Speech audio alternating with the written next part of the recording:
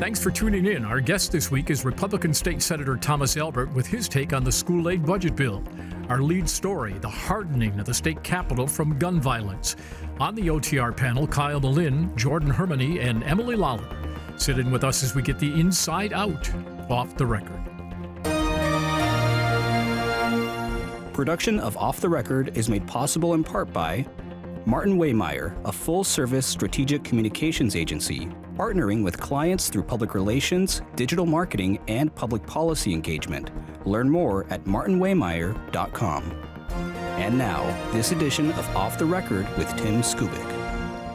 Thank you very much. Welcome to Off the Record, Studio C. A little bit later on, the senator will join us on the budget for K through 12. But let's talk about safety at the state capitol and keeping guns out.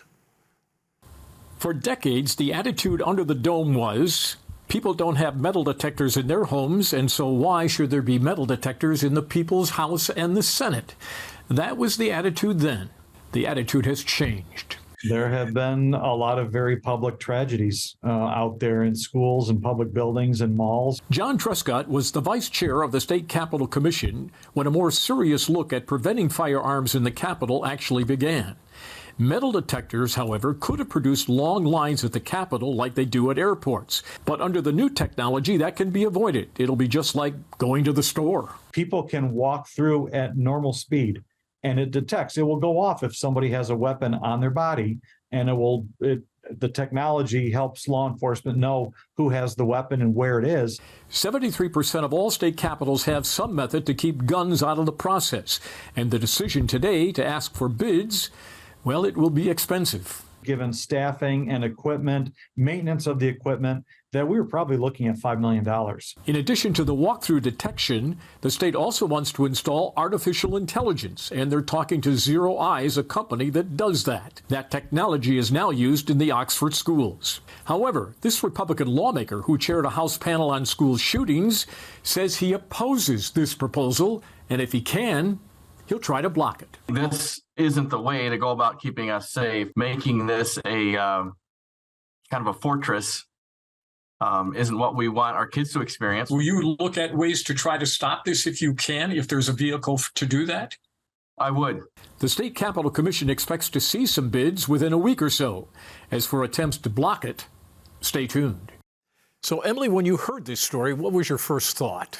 Honestly, it brings Michigan in line with a lot of other state capitals. We've been an outlier for a long time. We have been an outlier. You walk into almost any other state capital and there's a security process to go for. Certainly not like a TSA level security process, but most of them do put you through a process and make sure that you're not carrying anything harmful, similar to when I walk into the district courthouse, right? I think it's a pretty standard procedure for getting into government buildings. And really, I go back to the, I think it was the April protest in 2020 where there were guns in the gallery. I mean, there were multiple lawmakers who were visibly and vocally upset about that. Well, they said they feared for their lives. Absolutely. And, I think that's a fair assessment of sort of the mood and tenor of that day. Obviously, this could prevent something like that from happening in the future. They've already taken some measures on guns, certainly, but I think this would be an added layer of comfort for some of the lawmakers who are just trying to do their job. I mean, Emily summed it up perfectly. Like, this will just bring us into line with so many other states. I really don't understand the argument against it, honestly. I've not really heard a good one besides it's my constitutional right to carry. You can't carry in many places in this country, and your constitutional Second Amendment right can be abridged, for instance, when you go to jail. They don't give you a gun there. So there are instances where you just simply are not allowed to have firearms. So this sort of weird take that, by doing this, we're somehow making things just more tyrannical and cracking down. I don't think it's that big of an ask to say, please don't bring your gun into a state capitol. Well, in addition to the lawmakers, we have over 100,000 school kids that come through the building every year, Kyle. Yeah, that's true. Guns in the Capitol certainly weren't restricted to that protest on 2020. We've had Gun Day at the Capitol every year. It was an annual thing. And school kids intermingling with it. And some schools have actually canceled their trip to the Capitol based on the fact that it was Gun Day.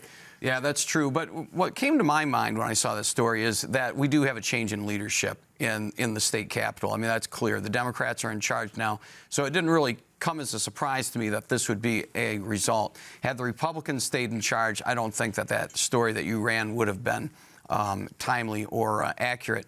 But it also says, it also tells me where we are going kind of as a society and where the polling has gone on this particular issue. Republicans no longer, if they ever did before, certainly do not now have polling on their side as far as protecting your Second Amendment right to carry and to carry it in specific places. They have lost that argument. And this, to me, is further proof that they've lost the argument and that the public is overwhelmingly supportive of something like this. Except when it comes to assault weapons. Those polling numbers are not up in the 80s. It's a little closer to 50-50. Right, as far as just a flat-out ban? Yeah. Yeah. So but don't count the NRA out of this debate. Well, no, I mean, they're still very powerful. But, I mean, when you take a look at all the different gun control measures that are put out there, it's really pretty astounding to see 70%, 80%. People are just tired of guns. And they want to have some type of reasonable restrictions. We have reasonable restrictions on speech and other things, other rights. I think just extending that to firearms, which could actually kill another human being, I think the polling has shown is very popular. Because the argument is what? If we do this, you're going to make it a gun for... I've seen several people comment before on articles or espouse publicly, a person who wants to sneak a gun in is going to do it anyways. And if you have no guns there, who's going to stop them? Well, the current operation of things isn't working. We've seen that in Oxford schools. We've seen that across the country with people getting shot for so much as ringing a doorbell. So if we're not doing anything right now, clearly that is not working. The Capitol is trying to do something, and we will see that bear out should it be installed. When this story broke, the first guy I thought it was Senator Joe Schwartz, because he was the one that really carried the flag that said, this is the people's house. But with all due respect to the good senator, I think even he would concede that the climate that he spoke in 20 years ago is a day and night situation to what we have today. Yes? Yeah, I really think the culture on this has evolved just dramatically, even in my time here. Kyle sent me to cover an open carry rally when I was an intern with MERS, probably in 2010 or so. Did you pack? I didn't, but I remember, it was funny because I distinctly remember, open carry rally, people have the guns strapped to them, I'm interviewing them, and a group of school kids came in, and I remember the rally organizers saying like, hey, kids are going in this building, we don't want to alarm them, so let's just keep it outside this year, whatever. And then, 2 or 3 years later, it was, we're going in, we don't care if these kids are canceling their trips. I just think that people have become really entrenched and that, the pro-gun rights people, perhaps rightfully, are reading the tea leaves and just becoming really defensive and trying to, hang on to whatever ground they have left. And the Capitol was until recently one of those places. All right, let's turn to the U.S. Senate race. Republicans, they're going to field somebody, aren't they? There will be a candidate, Are you right? No, I'm afraid not. You'd have to take a pay cut, right? Well, yeah, I'd have to take a complete pay cut. I'd have to leave my job. But no, yeah, the Republicans, they're looking for a top-tier candidate. They do have... What's a top-tier candidate? Somebody who comes to the race with a level of funding or organization that would make them rise to the top of any type of name recognition poll. And the two candidates that they have announced right now don't qualify for either Nikki Snyder or this Hoover guy who's gotten in. Neither of them have widespread name recognition. In the case of Nikki Snyder, she ran for Congress a few years ago, didn't get the signatures for that. Even though she's on the Board of Education, doesn't bring a lot of gravitas. So neither of them, to the extent that either of them can self-fund right now, we haven't seen it. And so the Democrats right now with Alyssa Slotkin pretty much have the field to themselves right now as far as generating money and getting themselves ready to run a professional campaign next year. Well, and not to mention, competing against somebody like Alyssa Slotkin, should that be, Democrats' top choice, you got to bring a lot of money to the table. Not to mention, you're running a statewide race. So you have to bring somebody that is able to speak to all walks of life here in Michigan. And we have seen that with the Republican Party, just the recent election, picking unpopular candidates that spoke to grassroots base, such as Christina Caramo or Tudor Dixon, you're able to win your primaries, sure, but when it evolves to the rest of the state, the rest of Michigan isn't buying what you're selling. So you need to find somebody that hits both of those marks. And with such a divided state Republican Party across the state right now, I don't know if that's something tenable. Well, that is a key point. And is it a problem for a guy like Mike Rogers? I'd have to the think about pause that. says it all, Emily. Yeah, I mean, I think that obviously we're still on the hunt for a big Republican name. I think we're still on the hunt for someone who can bring some name Peter recognition. That would be one, certainly. But I'm actually kind of surprised that more people haven't jumped in this race, especially, we saw how crowded that gubernatorial field was just 2 years ago. I'm surprised that we haven't seen some names crop up, some more grassroots efforts from people. I'm not sure what's so intimidating about that seat to Republicans. It's the biggest prize on the ticket, and so far they're not really, coalescing behind anyone who they can field for it. Isn't it amazing, though, that there is nobody on the congressional side, on the Republicans, in going down to state senate who hasn't stepped forward? I mean, they are more interested in keeping their position so that they can become a chairperson later down the line than they are about running for U.S. Senate. And part of it's history, Tim. I mean, the Republicans don't win these U.S. Senate seats. You've got to go back to Spence Abraham. If we take the name Trump out of this debate, you've got a whole bunch of people who are in. Oh, yeah, you're thinking that Trump's going to be a drag on this ticket? Well, if you have to get past the Trump people, okay, you got to get that 32% or a portion of that, okay? I think what's going to happen is that some outside Republicans, the mainstream establishment, will pick a candidate and put it up against whoever the new chair of the party thinks will be the candidate. Am I close or not? I mean, even that's going to be a hard route, I think. Kyle pointed to... Outspend them. You outspend them. Yeah, but Kyle pointed to our history. I mean, John James was an incredibly strong candidate who lost twice, right? So I really think that it's a hard seat for Republicans to win. And frankly, the party's in a weakened state where they're not really, in a position to sort of play kingmaker, organize those chits, and get it all in order.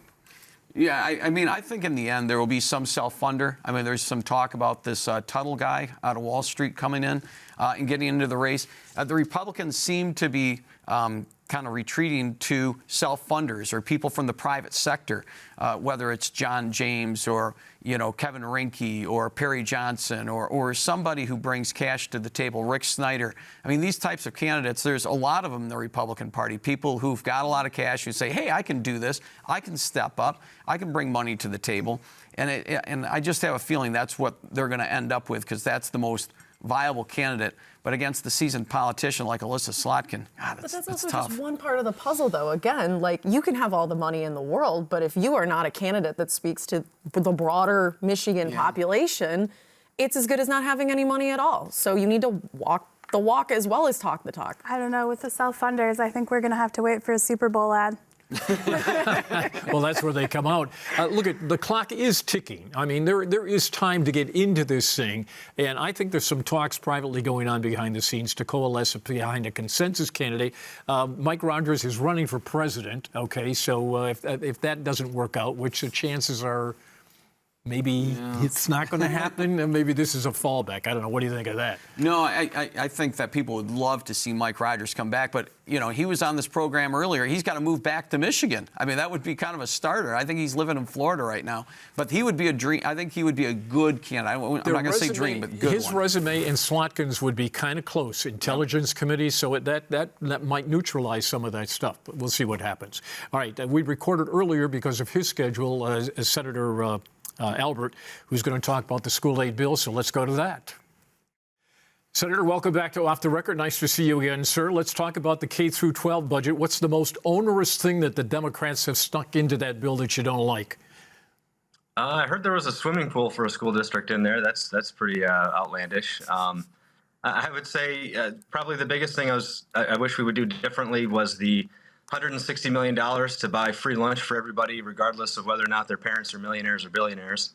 I think we should have done my Great Start Readiness Plan, which would have been a heck of a lot better than what the admin, what the Democrats are putting out, the Senate Democrats. Would have helped provide a lot more opportunities for 4-year-olds to get access to education. Senator, what's wrong with a free lunch for everybody and breakfast?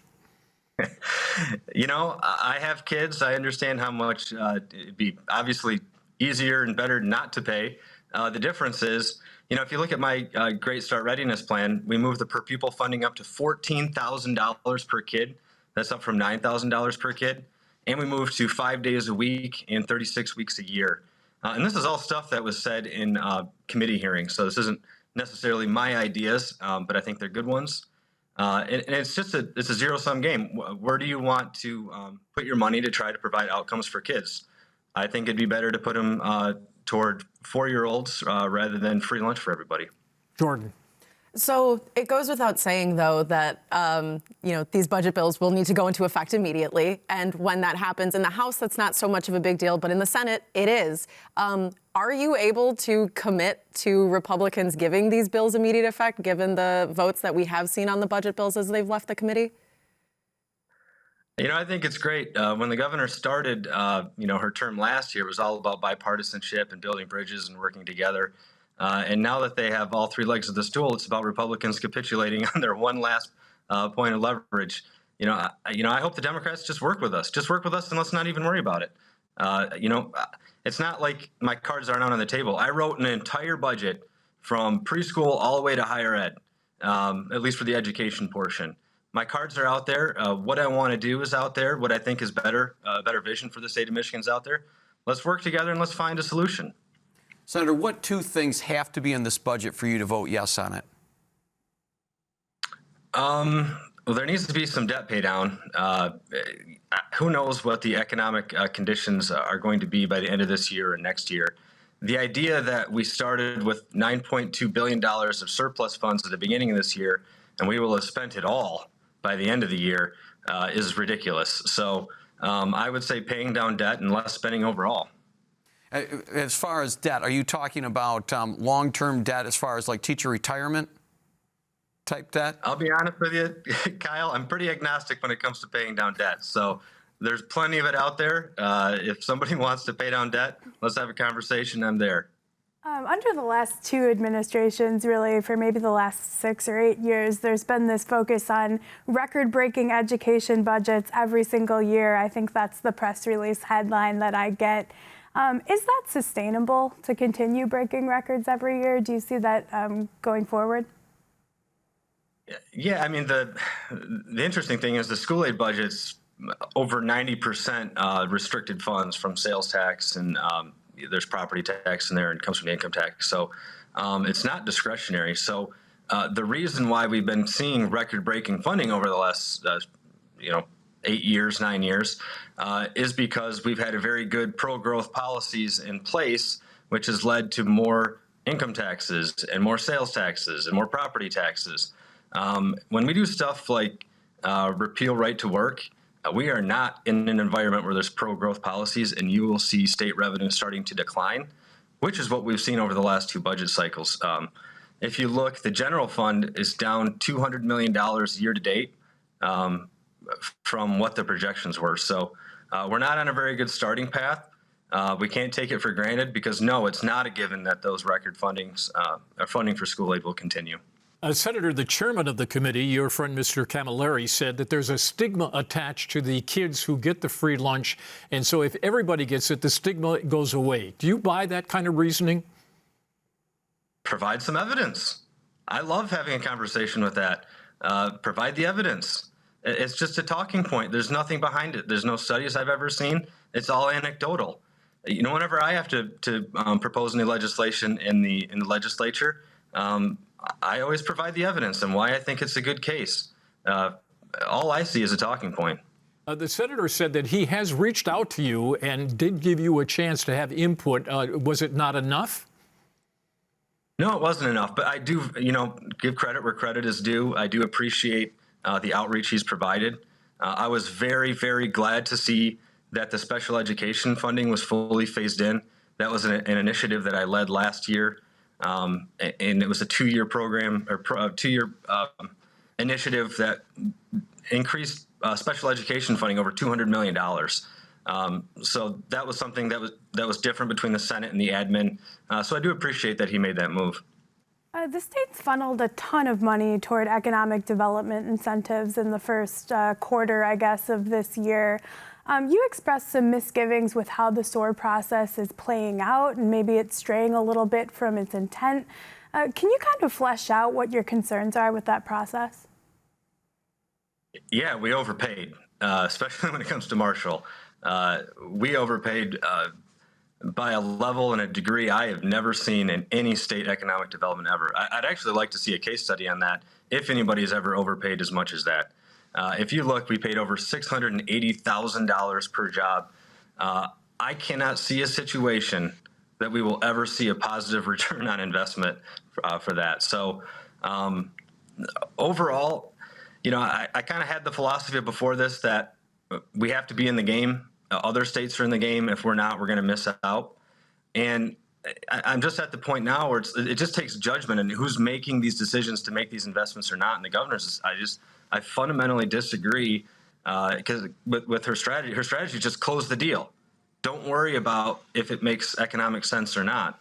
Governor Snyder talked about how instead of doing this kind of big game hunting, it's better to do gardening when it comes to economic development. And I think he's right. If we had better pro-growth policies in place, lower taxes, better regulations, that's what, and we have a decade to prove this. That's what works in making our economy better and providing more opportunities for Michiganders. Did I hear you correctly, Senator, that you crafted your own alternative budget? Was that just for schools, or is that like the entire budget? Yeah, sorry if I overstated that. It was for all the education budgets. So basically preschool all the way up to higher ed. All right. So in crafting that budget, what did you put in there that you feel would improve education that isn't in what the governor proposed? There's a lot of things. We did $2 billion to pay down the pension system, which will make the financial solvency of school aid it'll help long term, big time. We did $50 million ongoing for school resource officers. That is something that is extremely important. The governor cut the school resource funding out of her budget. So did the Senate Democrats. This is something we all need to get on board with because we need to make sure our kids stay safe. We did over $250 million for school safety grants. We did $300 million for learning loss and recovery. Anything we can do to get our kids FaceTime with tutors or before and after programs, summer school, anything needed. We got kids that are way behind it. We got to help them get caught up. So those are just some of the top level things. And I already talked about, the preschool, the Great Start Readiness, and how my plan was different there as well. So those are some of the big changes. So when Senator Camilleri was here last week, he did mention about the school resource officer funding, and he did point to the fact that, we don't necessarily want schools to feel like they have to use this funding simply for school resource officers. Maybe they'd like to use it for mental health professionals.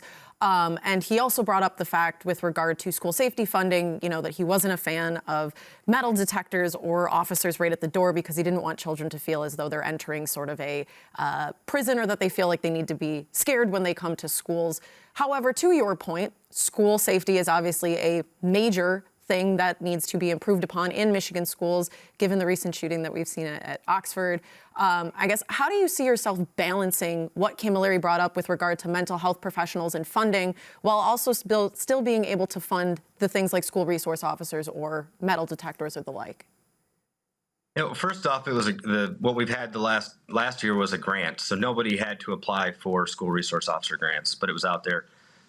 A tremendous amount of communities did, and it's so positive. I've been in numerous schools, talked to school resource officers, and the kids have such great relationships with these officers. And the departments pick who is like best qualified and who the kids are going to get along with best. It's actually great for community relations. And you just can't convince me that seeing a trained police officer in a school does not make kids feel more comfortable and safer and making a better learning environment. I just fundamentally disagree with any type of alternative position. And what's also extremely important is schools need to have comfort that this funding is ongoing and it's going to be there year after year. And when you strip it out or put it in some other line item, they don't have confidence that it's going to be there again, so they're not going to make the commitment to do that. So we just have to continue doing what's working. That's something that's working. Let's not change it. Senator, are you comfortable spending $5 million to harden the Capitol to keep guns out? Yeah, that's the proposal that the Capitol Commission is looking at. I haven't actually seen the proposal. I know they're going to look at what other states are doing. So once they have the recommendation, I can take a position then. Well, what does your gut tell you? Do you want to lock the thing down so that they are catching guns at the front door?